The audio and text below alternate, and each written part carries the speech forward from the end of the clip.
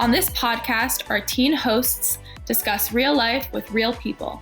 We hope to inspire others by sharing stories of individuals and pairs of friends who have dealt with mental health challenges or just the ups and downs of life and discussing what brought them healing and inner peace. In these episodes, we also talk about the role that friendship and connection plays in a person's emotional well-being. Subscribe to this podcast to be a part of our Friends on Air family. Friends on Air!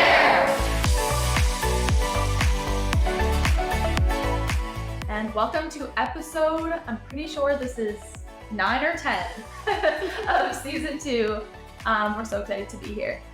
All right, I will be your teen host, Alex. I'm in 11th grade, and I'll be your host. Awesome. Ooh, Alex. Thanks, Alex. I'm going to introduce myself as the clinical mental health professional at the Friendship Circle. My name is Allie. I'm the wellness coordinator here. So that is my hat. I will also be like the guest. I don't want to spoil it. So. Yeah, you just spoiled it. I did spoil it. It's all good. Hi, everybody. I'm Anna Law. I'm the Teen Member Engagement Partnerships Coordinator at Friendship Circle. And I'm very excited to just sit here and mainly listen to both our speaker and our host share very important insight into a very important topic. So thanks for having me here. All right, so today we have a very special guest from our very own staff who we all love, and I know we are all going to learn so much from her. Welcome, Allie. Woo! Thank you. And it's nice to be here. This is really cool because Allie has been on almost every episode of Friends on Air, and we've never really got to hear from you. So yes, this is a long time coming, and I think it's going to be a really cool conversation. Yeah, so every single story that we've had, I've been like, I connect so much to this. I'm so glad that people are sharing. And in the back of my mind, I'm like, people might want to hear your story too, but maybe not. We'll see. I get a little shy, and then I was like, no, that's not an excuse. Everybody has a story. Everybody has something to say that can impact other people's lives in an important way. And that's what I'm hoping to do. All right, so we want to get to know you better, so I'm going to ask you a couple targeted questions. Okay. If that's all right. I'm your target audience, yes. All right. What is your name? My name is Allie. 100% so far. All right.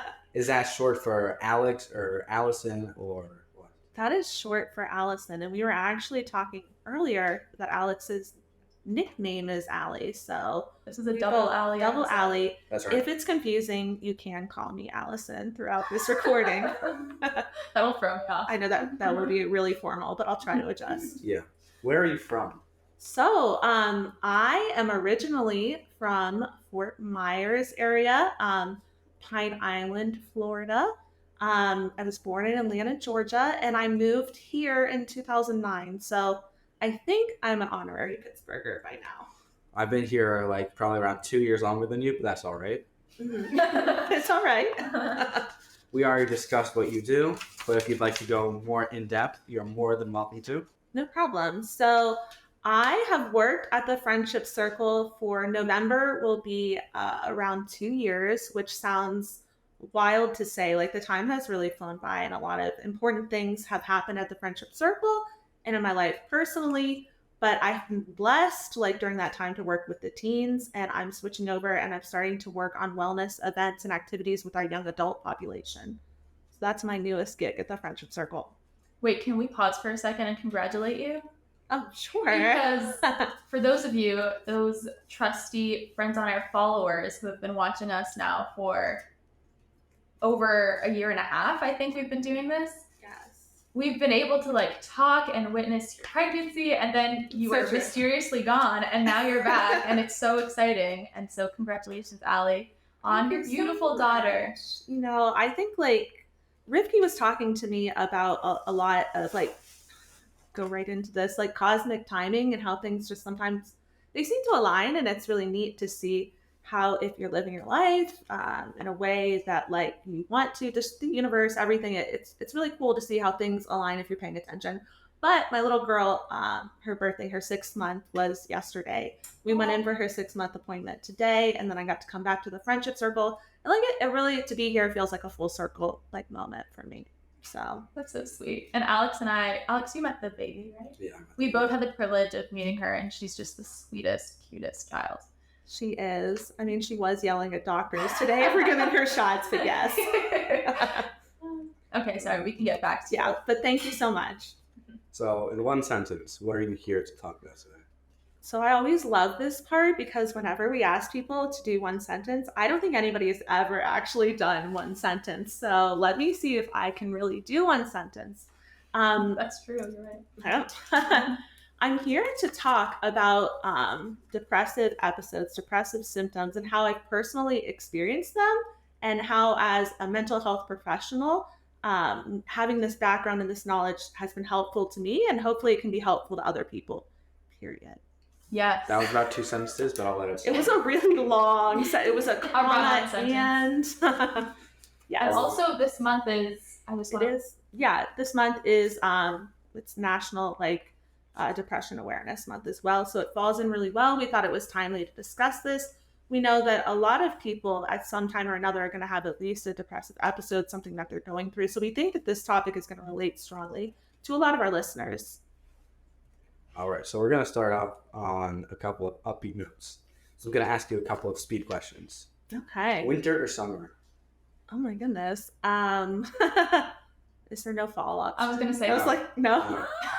It's a bracket. No. It's a bracket. Okay. Winter or summer? Winter or summer? I got to go with fall. You're not there yet. I really want to choose fall and I'm upset. There's going to be another choice. Okay. So I will go with summer because I don't mind a healthy sweat. That's fine. That doesn't bother me. Fall or spring? Or spring. Always fall. So summer or fall? Always fall. Yeah. Oh, I see what you did there. That was smart. It's like the rankings. Yeah. So coming from Florida, I never really experienced fall, and I think it's a new stimulus is so exciting that every year I'm blown away by the leaves changing and the cool weather, and I love it. This is the best time. The fall weather is the best weather. I agree. Even if my birthday is in the summer, which does make it better, it's all right. What about you, Alex? What? A fall. Done. Fall, okay. Fall. Winter over summer. Okay. And fall over spring. So my ranking goes from top to bottom: fall, winter, summer, spring. Nice. Yeah. All right. Very nice. Fruits or vegetables? Fruits or vegetables? Fruits. What's your favorite fruit? What is my favorite fruit? Oh, that's a great question. Probably raspberries. I like berries. Or mangoes. Ooh, I was gonna answer with the same thing, so I'm just not gonna ask. Wait, raspberries is your favorite? I love raspberries. Really? That's so cool. I never would have thought raspberries. They're so, you can put them on your fingers like little thimbles. That's true. Same thing for olives. I'm imagining ET situation now, and I'm trying to talk about. We're talking about very serious things. Yeah. With raspberry fingers or my head. We're starting. We'll get there. Okay. If you could travel anywhere in the world, where would it be? I would love to travel. I know Europe is just saying I would love to go to America. I would like to go to Europe, probably Italy, France, somewhere. I'm just really into architecture. Wherever I go, I want to see cool architecture. Next. Great. How about you? I would also like to go somewhere in Europe, preferably somewhere that's has actual history, because I enjoy that. I like to see the progression of time. Italy. It's good to live. Yeah. Okay. Hardest question. Mm-hmm. Cats or dogs? Dogs. Good answer. Yeah. I'm sorry. Okay. I know cats don't get a lot of love. Sorry. Okay. I agree. I much prefer dogs, mostly because I'm allergic to cats. I am allergic to cats too. No way. All right. All right. What's your favorite dog breed? My favorite dog breed to actually have or to look at. Look at, pet, etc. Whatever. Use your own criteria. Okay, corgi to look at, very cute. Okay. Lab to own, to run with, to hike, to be my forever companion. Right, the lab life. I think. Yeah. How about you? Okay, so if I'm like snuggling with the dog, I definitely choose like a Newfoundland because that's just basically a bear. Yes. Ooh, And yum. like they have Sorry, yeah. you know they have webbed I'm paws. imagining it. They have webbed paws. That's so cool. I think Becca has a dog like that. Similar. Yeah. And to look at either like a Shiba Inu or a Corgi also. I used to have a Shiba Inu. They're so soft. They are. They're really hard to train. Yeah. This is a hilarious conversation. All right. We will focus. Like, it's not our strong suit. On today's podcast, we are going to discuss a topic that has become very relevant in recent times to many young people. Today's episode surrounds the topic of depression. Allie, as a mental health professional, can you outline what depression looks like for us? Sure, I can. So when we talk about depression, I think we think a lot about people say, oh, I'm feeling blue, I'm feeling down, I'm just feeling like a little sad. I want to say that it can be so much more than that. Depression is more than just feeling sad. It's something that you're feeling for most of the day in and out, day after day. The criteria from the DSM-5 is at least a period of 2 weeks that you're feeling this way. Then you would probably want to look into getting some help. So some of the things that you notice, aside from just feeling sad, there would be feelings of helplessness, hopelessness. Maybe you're starting to isolate from your family and your friends. You're not concentrating as well as you used to. You're having like some mental fog issues, etc. I think it's really interesting for teens. It can look quite different than in adults. So I think like a lot of times when we're talking about teen depression, maybe parents will be like, I had no idea that they were depressed because it can look so different from how we as adults experience depression. I think that's important to note. In kids, it can even look like anger, irritability, low self-esteem, like feeling like you're not wanting to do things socially that you were doing, etc. So to summarize it, I kind of went off on a little tangent. Sorry. It's looking and seeing, is this different from my regular moods? Is there fluctuations? What do they look like? And then we start to look into those symptoms, the length of time, and the severity. Yeah, I agree. Okay. In my experience, that's definitely true. So, okay. On a practical level, what does it look like when a patient comes in with depression? Sure. So we've already hit on some of that, and I want to make sure it's hard for me to follow along in my notes, so I'll probably just talk. But so like I said before, we're looking at the degree of functional impairment. So somebody might be coming in and they might come in with mild depression. And that would look like, as a clinician, there's different symptoms that we're checking off. For like mild, you would hit like 5 of those. So maybe you're feeling like you're having difficulty concentrating. Maybe you have a headache, like maybe you're in pain. Like some of these aren't super obvious things. Maybe you feel physical. like, physical pain. Maybe you're having like brain fog, trouble eating. Maybe you're eating too much, too little, etc. So it's different than what you're usually eating, maybe loss of appetite, etc.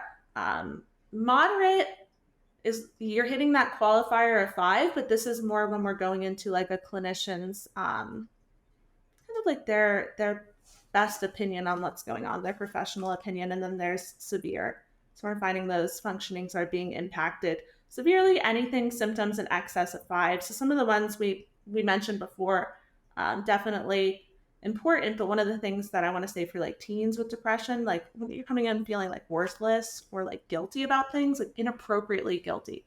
So I'm thinking about things that maybe happened, like I'm in my shower in the morning. I'm thinking about things that happened like 4 years ago. That's not normal, right? Like, so noting that that's something that I'm experiencing, it could be a symptom of depression. It could be a symptom of anxiety. So going to your clinician, seeing what those symptoms add up to, and getting that diagnosis is so important.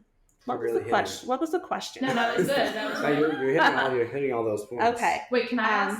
Sorry, I'm not supposed to be involved here, but can I ask Alex a question to follow up on that? Because I'm curious to hear, Alex, from your perspective as a teen living in today's day and age, do those symptoms and stuff, like, do you feel like they're really present in your circles? And I don't want to say your own life, but like, would you say definitely.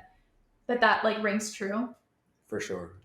Everything that she said has definitely happened to either people I know or me. So like I just could not have said it any better. It's just such an apt description. Sure. And, I want to hit too that, like, sometimes when we're talking about like our friends and things and we're supporting them when they have depression, it's not always easy. So it's one thing on paper to see like depression looks like irritability. It looks like angry outbursts, right? Like it looks like I'm blowing up for no reason over small things. Like that can be really hard to support your friends to see it in yourself and even identify that it is depression. It doesn't always just like jump out at you as super obvious, at least in my experience. Yeah, it's not always self-evident, right? Yeah. So I think that's also really important that we're talking about it today. Hopefully that awareness, people recognize it's more than just like the I'm sad. Yeah. So that answers my next question of whether or not it's easy to detect. So sometimes yes, but generally no. Yeah. I think in my own experience, and I'll talk about this a little bit more, I come from the mental health background that I have, having worked in outpatient clinics, drug and alcohol settings, truancy, etc. I've seen patients who range in age from 3 to in their 90s. Like, I've seen a lot of people. I specialized in mood disorders when I was working in an outpatient setting. I did not recognize when I was having a depressive episode. I don't think it's all, and you're supposed to know yourself, ideally. I don't think it's always super obvious. I think that depression can be really tricky. I think that it can wear a mask. I think it can look like a lot of different things. I think for myself, even like experiencing depression in the past has been super physical for me. So that's not what people always look and run straight to in terms of diagnosing as depression. So I think for some people, they come in and it's very easy. You're sitting there and you're having conversations that are very tearful, maybe overly so. People are saying, I'm really depressed. I can't enjoy things anymore. I'm not sleeping. I mean, it's easier to say, hey, that sounds a lot like depression. But like I said, depression sometimes can be a very, very tricky thing to diagnose.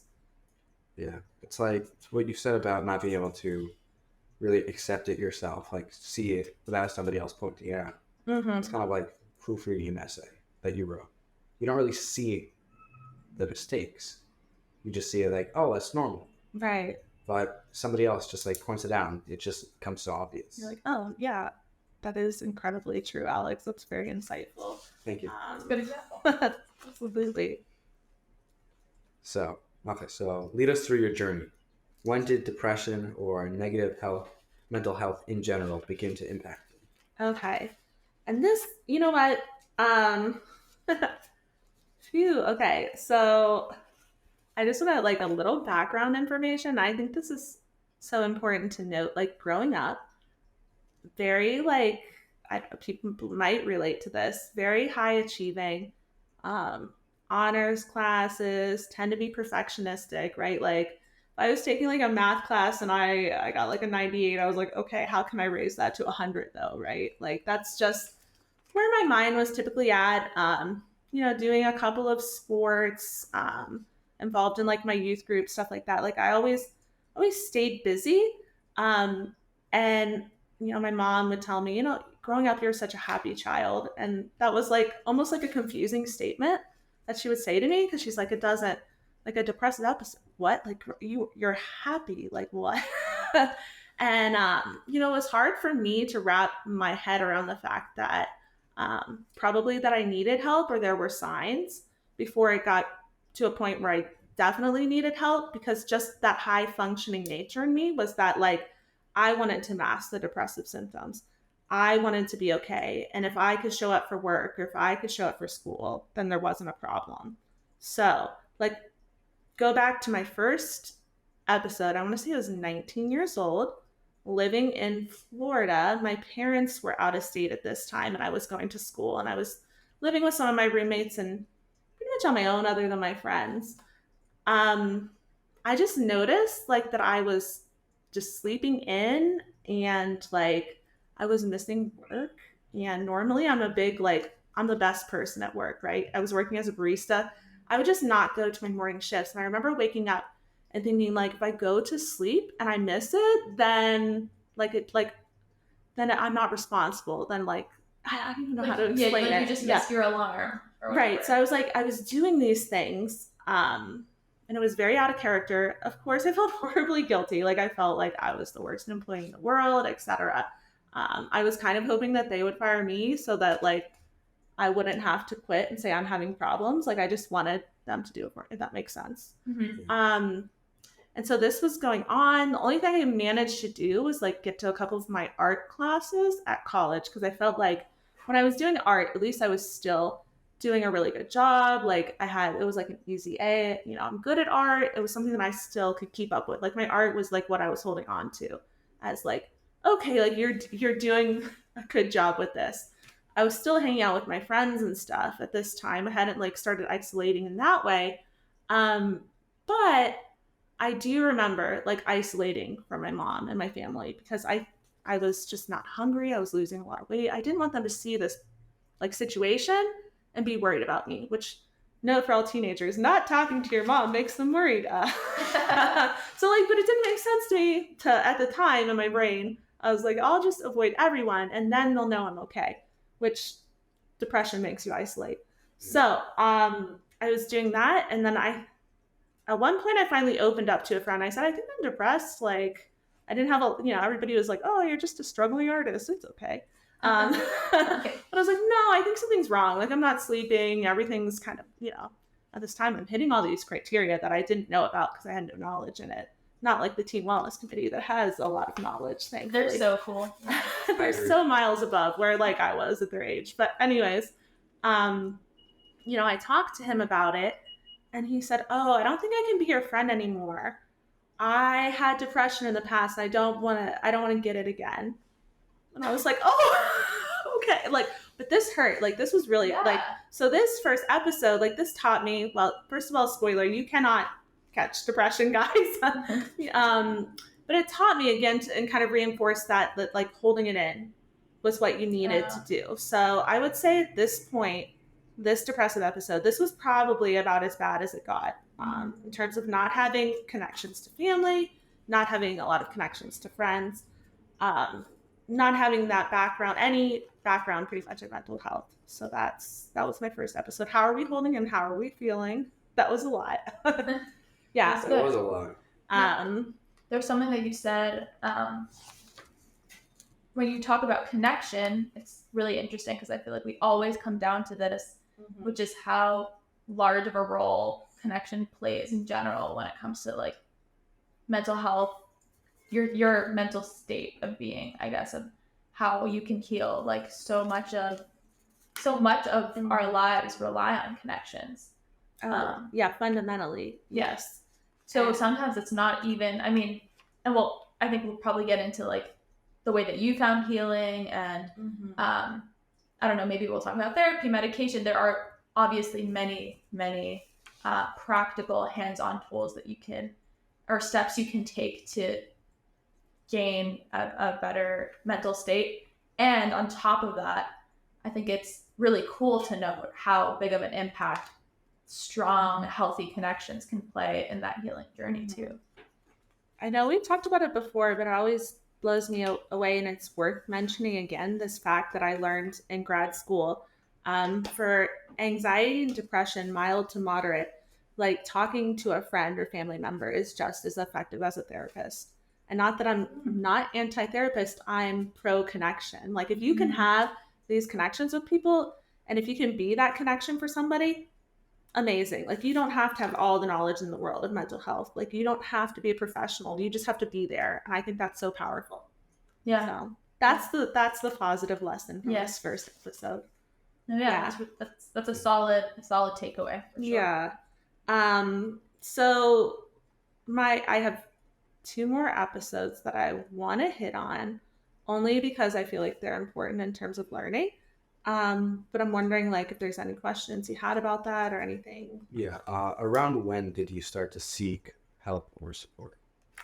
So, I realized it was getting so bad. I called my mom. I'm going to say this was like November or maybe the end of November or early December. And I said, I think I just need to come and live with you guys. So like, not like professional help, but I just called my mom and she said, all right, I'm coming to pick you up. Like just immediately came and drove her car and came and got me. And you were at college at the time? Yeah, at the time, yeah. But I went back to college, everything turned out all right. But I just really needed at that point to take a step back, be with family. She was in North Carolina at that time.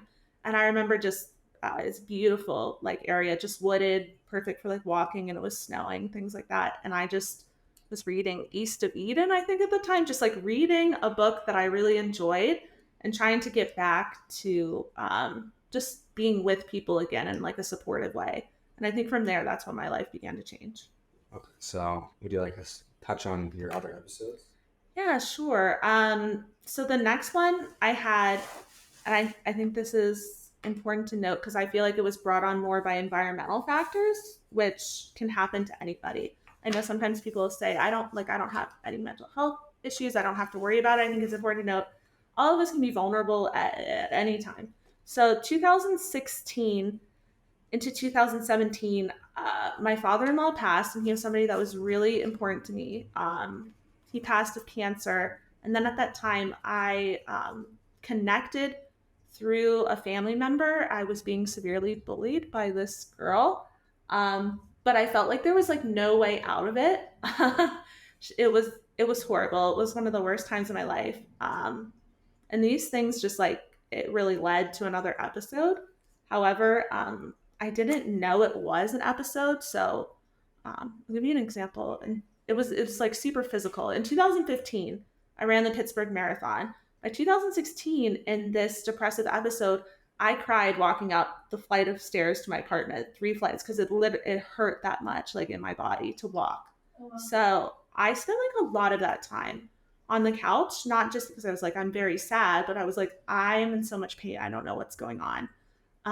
Got diagnosed with chronic fatigue syndrome, which is just basically, that's like, I don't know what's going on, but something's going on. I could sleep like all day, and I would still be tired. Like my brain fog was just incredible. Like I can't explain it to you. Like when I think I'm having a bad day with pregnancy or sleep deprived baby, whatever is going on now, like it paled in comparison to just like the lack of functioning that I felt that I had. And of course with depression, I was like, I feel stupid, which is just, I mean, I wouldn't say that about myself now or anybody that has depression, but that is truly what I felt. Like, why can't I get it together? Yeah, basically. And finally, after I went and I had a sleep study, I was even diagnosed with narcolepsy. Like the changes in my brain were that profound that like I fell asleep quick enough to be diagnosed with narcolepsy, which I think is just incredible. When we're talking about, people dismiss like depression as like, it's just how you feel, snap out of it, etc. Like, oh my goodness, is that not accurate or true in any way? So we finally figured out what was going on. Having my husband there for me was really important, and big shout out to him because through better or worse, like he helped me with like life tasks. Like he made sure that I was eating, he made sure that I was showering, like he made sure that every single thing about my life was being taken care of to the best of his ability. To the point where he would like feed me bites of food, make sure I was eating. Like wow. He's my rock. Okay, I love him. And I would do the same thing for him. And I think that's amazing, because part of the human condition is our ability to love and be loved. And I think that was so important that I accepted that during that time, even though I didn't realize it was a depressive episode. Definitely really hard for me, but figuring that out was so important. I think it really set me on to the next steps of my life as like a professional, like what I'm doing now. I had to stop working at an outpatient therapy center that I was at the time, which was one of the hardest decisions in my life. I was their only clinician who was able to diagnose and write treatment plans. It was rough. Then I had my full caseload, and I told these clients what was going on, and they're like, we don't care. Like, we still want to see you. Even if you're struggling, like, you're still helping us. Oh, wow. And, so I told myself in my brain, I was like, yeah, like, keep going. You have to for these people. And then eventually I was like, but I can't. Like, there came to a point where you just have to stop for yourself and to be able to help more people in the future. So I think that was really important to me. And that was the last professional job that I had before I started at the Friendship Circle. So Oh my, that sounded like a lot. That was a lot, but I think so much of that, and as we were talking, I was thinking that I wanted to like give a little. I'm sure all of our listeners who are in tune with like the mental health world, I think the statistic now is that 1 in 4 people will be diagnosed with a mental health disorder. Is that correct? That's the current. And I think I was listening even like sometime last week. They said that at least 10% of the population is going to experience a depressive episode. Right. So even if you don't have a mental health disorder, you're probably going to have this experience or know somebody who has experienced this. Right. Sure. So that's exactly what I was thinking. Like depression is something that is a term that people use so freely nowadays.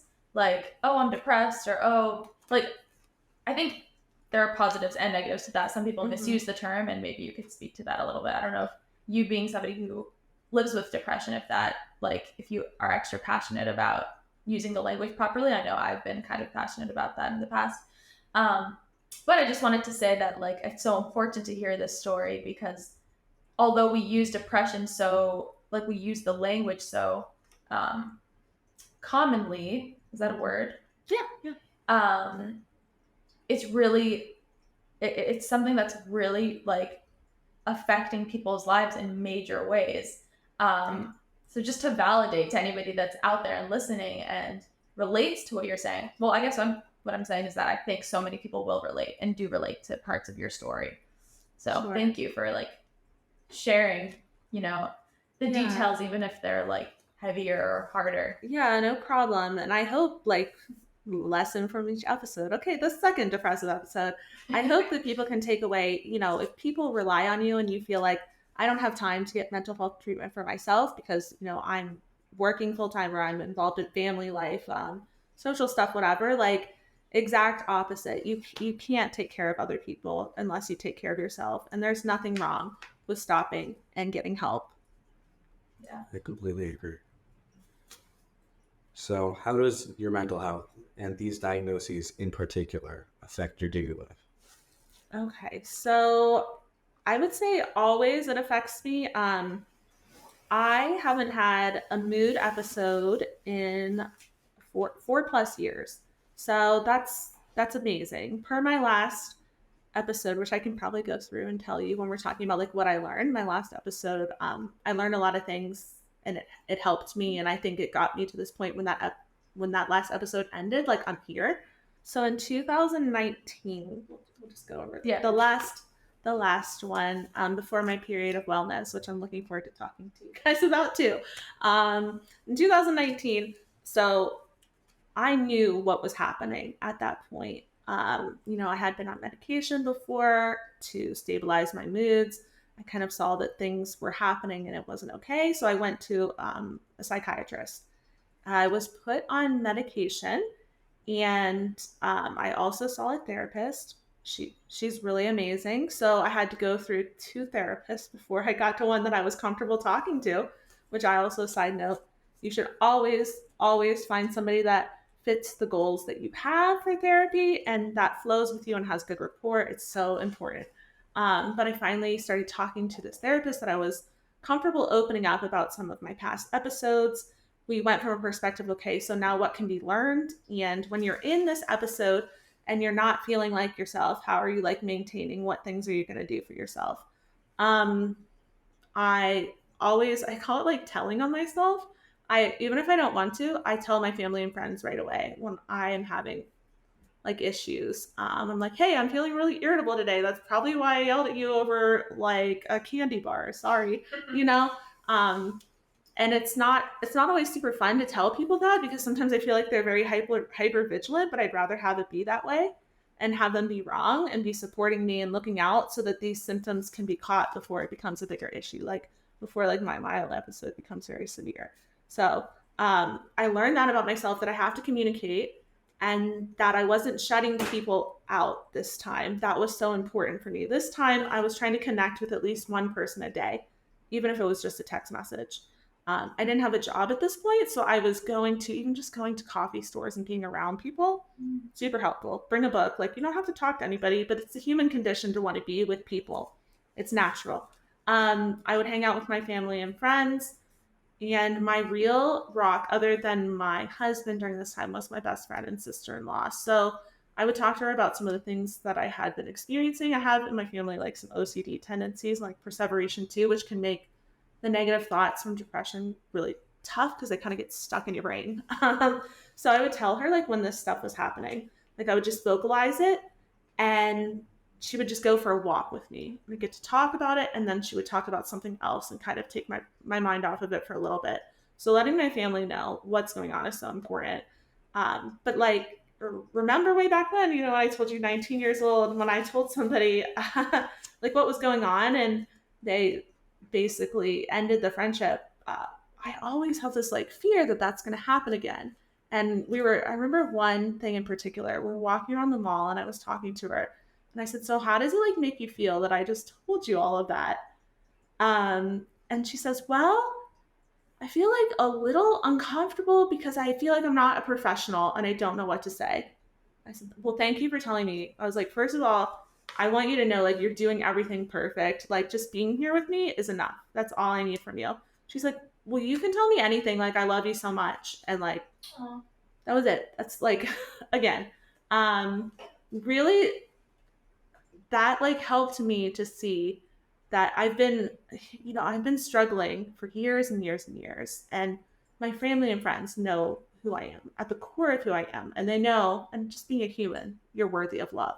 But they know this person and they're willing to stick it out when I'm sick. And, um, you know, I would do the same for them. I think that was a learning for me, is like I would absolutely, as a professional, as a human, do this for other people. I'm deserving of this, innately because I'm a human, a person of value. Just because I have depression doesn't mean that I shouldn't take care of myself or deserve, people to take care of me too when I need it. How does your mental health and these diagnoses in particular affect your daily life? So I think for myself, it's not just a depressive episode. It's having a mood disorder. It's having something chronic, like having a mental illness. Even if I'm in a point of like remission and wellness, I still need to work to maintain my mental health all the time. That's just something that maybe other people might not have to as proactively do on a day-to-day basis. I definitely do.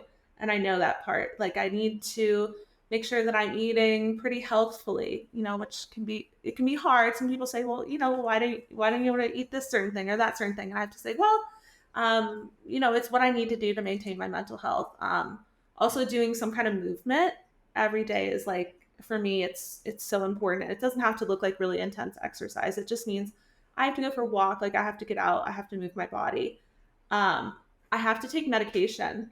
Like that's what I do. I feel like there's some judgment about that. And, even with mental health professionals, we say, oh, well, everybody can get to the point where they're well enough and then they don't need to be on medication. I say that's not the case. And you need to do what works for you. So I maintain on medication. I probably will be all my life. And if I have like daily stressors, things that come up, my therapist, who I successfully discharged with, says I can always come back and talk to her. And then I see a psychiatrist as well. So, absolutely, it affects my daily life because I just have to, it's always present and I have to be mindful of it. And it's beautiful that you have such a strong support system. I think that's probably part of it, is making sure that you have those people and those resources that you're like actively, consistently checking in with. Absolutely. Yeah, I think places like the friendship circle, where we're talking about the connection, that's healing. And yeah, to have that, it affects me and my wellness more than anything. So for all of those points, I agree. So those things help me also. Awesome. If there's one thing I could add, putting things into like a schedule really helps. Having order in the day, definitely. That one definitely helps for me. I don't know if it helps for everybody, but just planning things out. Like, okay, I'll do this now, and in 20 minutes I'll do this. That just significantly helps, because without it, there's just a lot of chaos, and that can lead to like a slippery slope. I agree. Yeah, making a schedule for yourself is very helpful. I can relate to that too as well. Yeah. If you could give advice to teens at risk right now, what would it be? So I think one of the first things that I would say, and this is just from personal experience, being a teen, figuring out, those depressive symptoms, is don't shut yourself off. Um, like I said, you are worthy of love. People care for you. Please go and talk to somebody, even if it's just starting out, talking to your PCP. You don't have to go straight to a mental health professional. Just mention it at a checkup, like talk to somebody. If you could give advice to teens at risk, what would it be? Okay. Thanks. I have an example, actually. I spoke to a teen recently who was talking about some of these symptoms, like you mentioned, some that are coming to mind. I don't know if you specified this, but I know we've talked about it in the past, like having a messy room or not showering or not brushing your teeth, like things that are kind of present themselves like things that should be easy, I guess, that come easier to people who aren't dealing with depression. But when you're dealing with this diagnosis, everything becomes like such a drag and like takes a lot of effort and energy.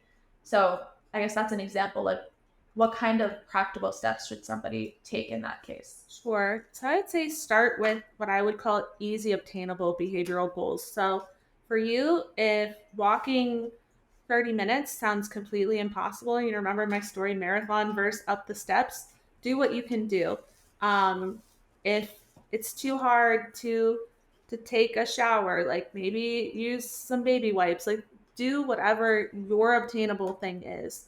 If it's really hard to go for a walk to the kitchen, there and back, get a snack a couple times a day. Like, you just small goals that you can master and then build off of that is the best way to create that momentum, all while hopefully getting support from a professional. Also, I want to say, just practically, if you're noticing these symptoms and classify it maybe as mild, I would say go get help from like a preventative standpoint. So think about it like, I don't know, like physically, if you have a cold, you say, oh, it's just a cold, I'm fine. Like, I'm not a baby, it's a cold. Well, that cold can turn to pneumonia, and now you're in the hospital, right? So it would have been a whole lot easier to just go and get help for that head cold when you first noticed it coming on. It's the same thing for like a depressive episode, getting help and just talking to somebody. I can't discount that enough. Yeah. You have a favorite song, album, book, hobby, artwork, quote, etc.? Something that like really helped you through this, or something that like epitomizes what you. Sure. So today, I was listening to a meditation, and it's something that I've been listening to for like a couple days, and it's a positive affirmation meditation. And it said, "You are innately valuable. Just you.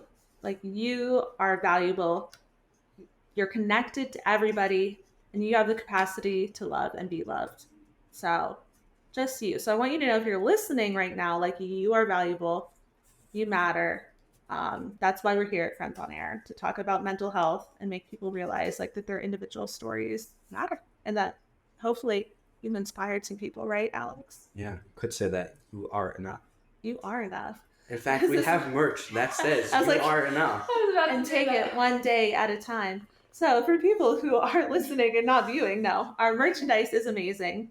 And I will plug it. And I just want to say that was a seamless, natural, unplanned plug. Thank you. And you should all tune into the video on YouTube if you're listening right now, just to see a visual, first of all, of our beautiful new space, which we didn't even talk about.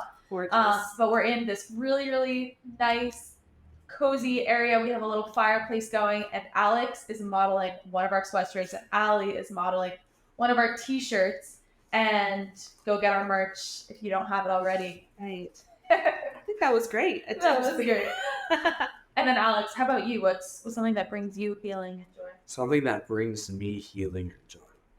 So I'm not such a big reader, and I'm not such a big hobbyist either, and I'm not such a big fan of like painting or anything like that. But music, I really just listening to music, exploring new types of music, different genres, because exposing yourself to different things definitely helps.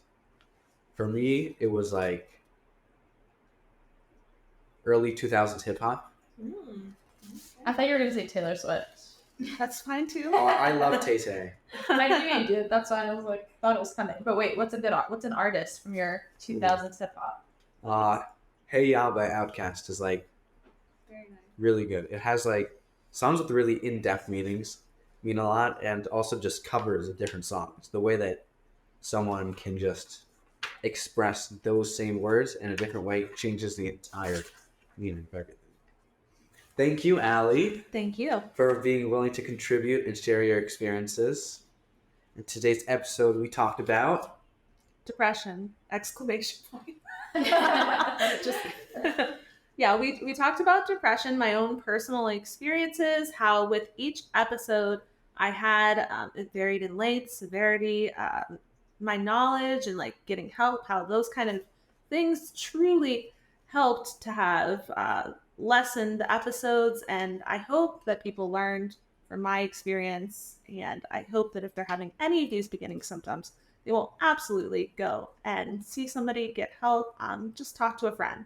What's also so powerful is that you yourself are a mental health professional. And I don't know if we hear a lot of mental health professionals opening up about their own stories, which I think is really cool and special because I know so many teens who struggle with mental health challenges, and I would consider myself a teen who struggled with mental health challenges. And sometimes you doubt that, you feel like you have this insight and you like know what depression feels like and you know what it's like to struggle with mental health and you want to help people who are going through a similar experience. But sometimes you like have these doubts because, well, how can I be the support if I need support? Mm-hmm. But I think it's just so cool to see that you're sharing, how you struggle yourself, but it doesn't have to stop you from being there to help others in like a professional kind of a way.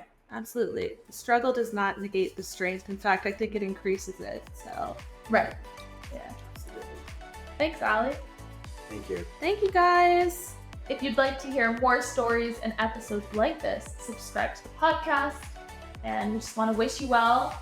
Thanks for being part of our friendship family. And signing off From Friends on Air.